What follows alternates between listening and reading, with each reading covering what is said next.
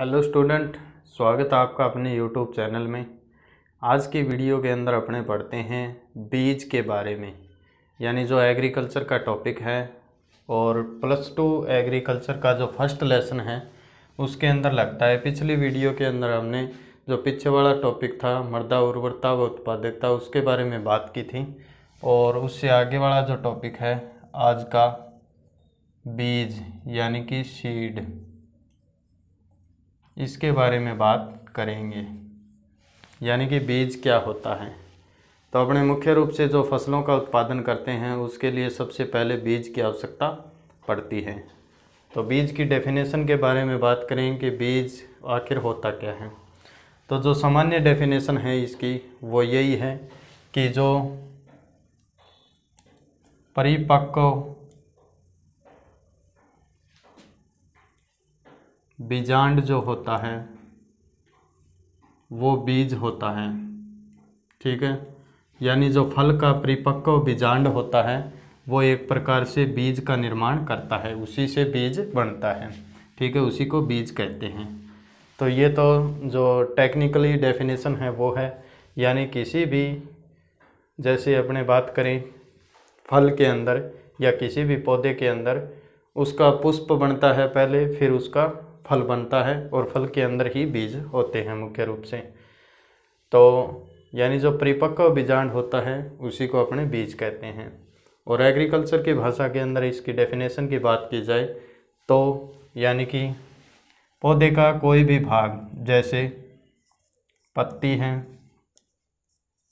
तना है, दाना है, जड़ है, ठीक है, या शाखा है,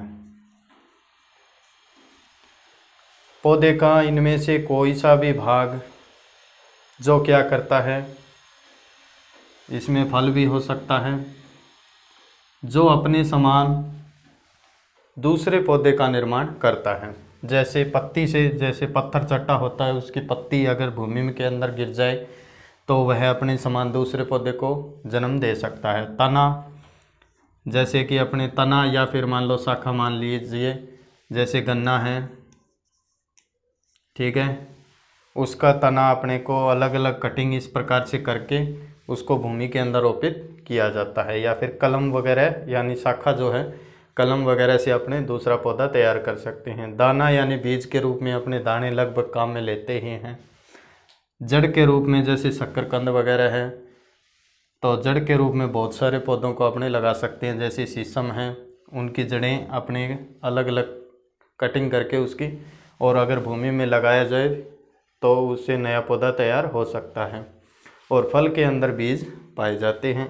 तो यानी इन चीज़ों का प्रयोग करके अगर अपने नए पौधे का निर्माण करते हैं तो जिससे नया पौधा तैयार होगा उसको बीज कहा जाएगा। तो अगर बीज की डेफिनेशन की बात की जाए तो यही होगी कि पौधे का वह भाग जिससे नए पौधे का निर्माण होता है, और वह भाग के अंदर ये सारी चीज़ें आएंगी, यानी इन चीज़ों को लगा करके अपने नया पौधा तैयार कर सकते हैं। तो ये 2 डेफिनेशन है मुख्य रूप से बीज की, ठीक है। इसके बाद में अपना टॉपिक आता है एक, इसके अंदर लगता है उत्तम बीज। उत्तम बीज, तो डेफिनेशन की बात करेंगे उत्तम बीज क्या होता है, आखिर उत्तम बीज किसे कहते हैं। तो बीज की डेफिनेशन अपने पढ़ ली है, यानी ये सारी चीज़ें बीज के रूप में काम में आती हैं। उत्तम बीज का मतलब यही हो गया कि सर्वश्रेष्ठ होना चाहिए, बढ़िया होना चाहिए, ठीक है।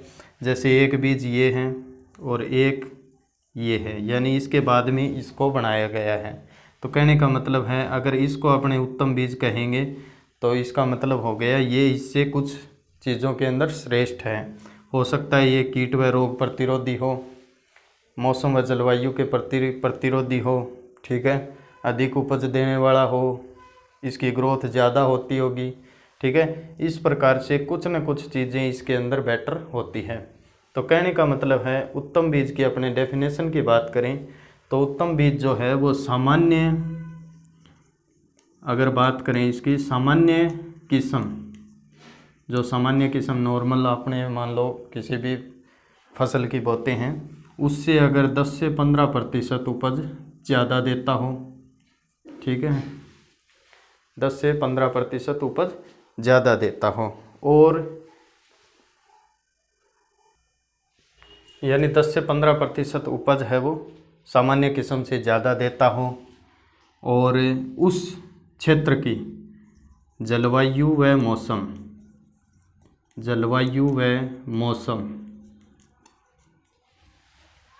के प्रति प्रतिरोधी होना चाहिए। यानी कहने का मतलब है अनुकूल होना चाहिए। यानी कि जैसे पाला वगैरह है, अधिक वर्षा वगैरह है या फिर कम वर्षा है, यानी वो किस्म है वो विभिन्न प्रकार की जलवायु व मौसम, यानी जिस क्षेत्र के अंदर ये अगर मान लो शुष्क क्षेत्र के अंदर बोई जाती हैं तो शुष्क क्षेत्र की क्लाइमेट को सहन करने वाली होनी चाहिए। ठीक है, तो जलवायु व मौसम के प्रति प्रतिरोधी होनी चाहिए, अनुकूल होनी चाहिए। ठीक है, सामान्य किस्म से 10-15% अधिक उपज देने वाली होनी चाहिए, जलवायु व मौसम के प्रति अनुकूल होनी चाहिए, और कीट व रोगों के प्रति प्रतिकूल होनी चाहिए। ठीक है, यानी कि कहने का मतलब है प्रतिरोधी होनी चाहिए। जैसे उसके अंदर कीट व रोगों का प्रकोप है वो बिल्कुल कम होना चाहिए, कि ये नहीं है कि जो पहले वाली किस्म है या सामान्य किस्म है उससे भी ज़्यादा इसके अंदर लगे। ठीक है, तो कीट व रोगों से लड़ने वाली किस्म होनी चाहिए। तो इस प्रकार की जिनमें चीज़ें पाई जाती है वो सारे उत्तम बीज की श्रेणी में आते हैं, तो उनको अपने उत्तम बीज कहते हैं। यानी ये चीज़ें जिनमें पाई जाएंगी वो सारे उत्तम बीज कहलाएंगे। ठीक है, तो आज अपने पढ़ा था बीज की डेफिनेशन और उत्तम बीज क्या होता है उसके बारे में जाना था। अपने अगली वीडियो के अंदर जानेंगे कि उत्तम बीज के विशेषताएं क्या होती है, यानी उनके अंदर कौन कौन सी चीज़ें मुख्य रूप से पाई जाती हैं। तो आज की इस वीडियो के अंदर ठीक इससे अगली वाली वीडियो के अंदर उत्तम बीज के जो गुण हैं उनके बारे में चर्चा करेंगे अपने।